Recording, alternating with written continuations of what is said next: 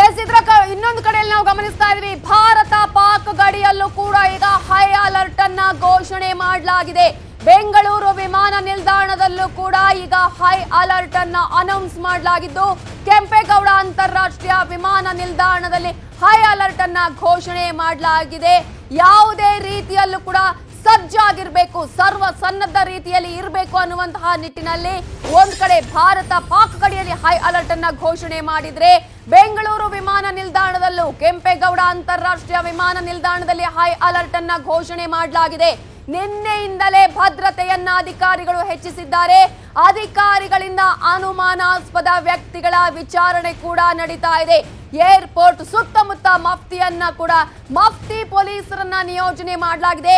ಯಾವುದೇ ರೀತಿಯಲ್ಲೂ ಅನುಮಾನ ಬಂದ್ರೆ ಅವರನ್ನ ವಿಚಾರಣೆ ಮಾಡ್ತಾ ಇದ್ದಾರೆ. ಈಗಾಗಲೇ ಪೊಲೀಸರು ಮಫ್ತಿಯಲ್ಲಿದ್ದಾರೆ. ಪೊಲೀಸರು ಅನುಮಾನ ಬಂದಂತಹ ಸಂದರ್ಭದಲ್ಲಿ ತಕ್ಷಣವೇ ಅವರನ್ನ ವಿಚಾರಣೆ ಮಾಡುವಂತಹ ಒಂದು ಕೆಲಸ ಕೂಡ ಈಗಾಗಲೇ ಮಾಡ್ತಾ ಇದ್ದಾರೆ.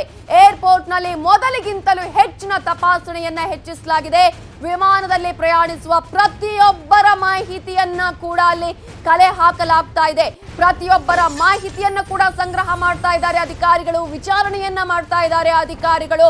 ಯಾವುದೇ ರೀತಿಯಲ್ಲೂ ಅನಾಹುತಗಳಾಗಬಾರದು ಅನ್ನುವಂತಹ ನಿಟ್ಟಿನಲ್ಲಿ ಎಲ್ಲಾ ರೀತಿಯ ಮುನ್ನೆಚ್ಚರಿಕಾ ಕ್ರಮಗಳನ್ನು ತೆಗೆದುಕೊಳ್ಳಲಾಗ್ತಾ ಇದೆ.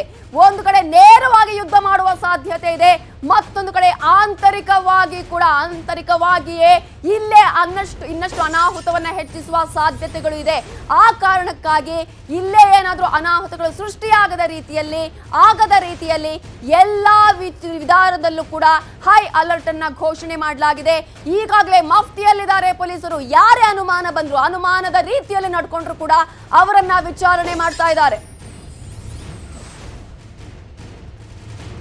ಇದರ ಬಗ್ಗೆ ಡೀಟೇಲ್ಸ್ ಕೊಡೋದಕ್ಕೆ ನಮ್ಮ ರಿಪೋರ್ಟರ್ ಮಂಜು ಆರ್ಯ ಈಗ ಫೋನ್ ಸಂಪರ್ಕದಲ್ಲಿದ್ದಾರೆ. ಮಂಜು ಆರ್ಯ, ಈಗಾಗಲೇ ಒಂದು ರೀತಿಯಲ್ಲಿ ಎಲ್ಲರೂ ಕೂಡ ಡೈರೆಕ್ಟ್ ಆಗಿ ಒಂದು ರೀತಿಯಲ್ಲಿ ಯುದ್ಧ ಆಗಬಹುದು ಅನ್ನುವಂಥದ್ದಿದ್ರೆ, ಇನ್ನೊಂದು ಕಡೆ ಆಂತರಿಕವಾಗಿ ಒಂದಷ್ಟು ಅನುಮಾನಗಳಿಗೆ ಕಾರಣವಾಗುವಂತಹ ರೀತಿಯಲ್ಲಿ ನಡ್ಕೊಳ್ಳುವವರಿಗೆ ಯಾವ ರೀತಿಯಾದಂತಹ ಒಂದು ಭದ್ರತೆ ಆಗಿರ್ಬೋದು ಅಥವಾ ಒಂದು ರೀತಿಯಲ್ಲಿ ವಿಚಾರಣೆ ಮಾಡುವಂತಹ ಕೆಲಸ ಆಗ್ತಾ ಇದೆ?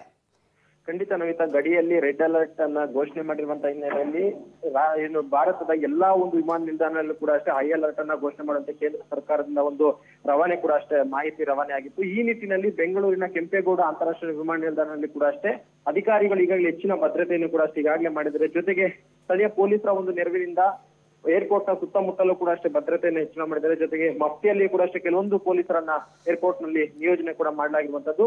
ಇನ್ನು ಏರ್ಪೋರ್ಟ್ ನ ಒಳಭಾಗದಲ್ಲಿ ಕೂಡ ಅಷ್ಟೇ ತಪಾಸಣೆಯನ್ನ ಪ್ರತಿಯೊಬ್ಬರನ್ನ ಮಾಡ್ತಿದ್ದಾರೆ. ಜೊತೆಗೆ ಯಾವ ವಿಮಾನದಲ್ಲಿ ಯಾವ ಪ್ರಯಾಣಿಕರು ಹೋಗ್ತಾರೆ ಅವರ ಒಂದು ಬಯೋಡೇಟಾವನ್ನು ಕೂಡ ಈಗಾಗಲೇ ಶೇಖರಣೆ ಮಾಡ್ತಿದ್ದಾರೆ. ಯಾಕಂದ್ರೆ ಯಾವ ಟೈಮ್ ನಲ್ಲಿ ಯಾವುದೇ ರೀತಿಯಂತ ಒಂದು ಅನಾಹುತ ಆಗಬಹುದು ಅನ್ನುವಂತ ಒಂದು ಲೆಕ್ಕಾಚಾರದಲ್ಲಿ ಅಧಿಕಾರಿಗಳೆಲ್ಲರೂ ಕೂಡ ಕೆಲಸ ಮಾಡ್ತಾರೆ. ಜೊತೆಗೆ ಗುಪ್ತಚರ ಇಲಾಖೆಯಿಂದಲೂ ಕೂಡ ಅಷ್ಟೇ ಕೆಲವೊಂದು ಇನ್ಫಾರ್ಮೇಶನ್ ಬಂದಿದೆ.